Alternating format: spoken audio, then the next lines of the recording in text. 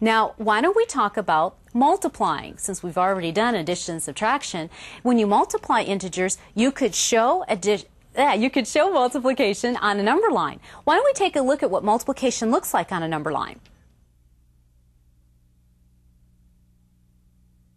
When you multiply integers on a number line, always begin at 0.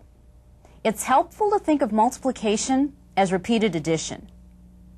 In our first example, we'll find the product of 3 and negative 4. This means we want to add 3 sets of negative 4. We'll begin at 0, move 4 units in a negative direction, then move 4 more units in a negative direction, and finally 4 more units in a negative direction. Altogether, we moved 12 units in a negative direction. Therefore, the product of 3 and negative 4 is negative 12. In our next example, we'll find the product of negative 2 and negative 3.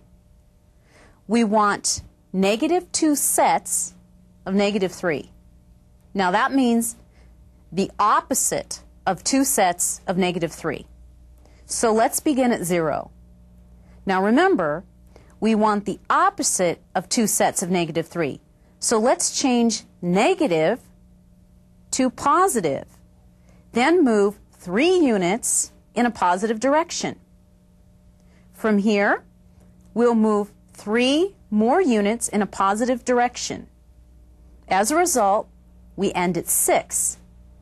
Therefore, the product of negative 2 and negative 3 is 6. And you guessed it, you can also use counters to show multiplying integers.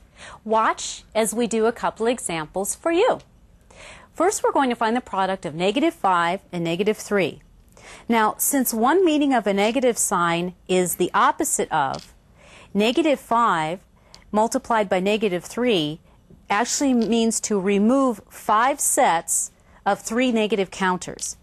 Now, you might be thinking, how can you take away 5 sets?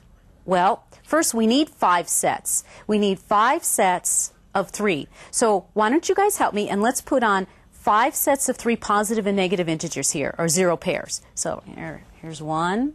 Keep going. We want a whole bunch. Oops, I'm on the wrong side. I crossed over. Hey. Okay.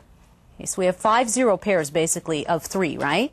Yeah. Okay, now I want you to help me. I want you to remove 5 sets of 3 negative counters. Here's the negative counters. 1, 2, 3, 4, 5. Now, as a result, we're left with 5 sets of 3 positives. What is 5 sets of 3 positives? How many are here?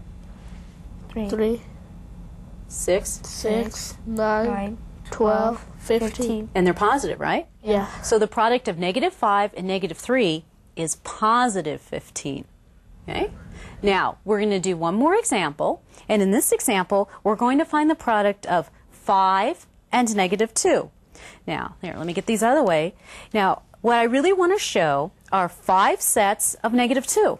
So here's 1 set of negative 2. Here's 2 sets, 3 sets, 4 sets, 5 sets of negative 2. Altogether, I have 2, 4, 6, 8, 10 negative integers. So the product of 5 and negative 2 is negative 10. Now, we're going to give you an opportunity to solve some integer multiplication problems on your worksheet. Now, before we do this, I want to point out a couple problems on your worksheet, particularly these. It's very important that you remember to follow the order of operations when you do these problems. So we're going to review the order of operations. Remember, when you do this, you want to evaluate the expressions inside the parentheses or the brackets first. Then, you want to evaluate any powers or roots that might be in your problem. Next, you multiply or divide from left to right. And finally, you add or subtract from left to right. Now, I'm sure many of you already know that, but we're just going to review so nobody forgets. So during this short time, you're going to be multiplying integers on your worksheet. See if you can find any patterns or algorithms as you work. It's your time to multiply integers.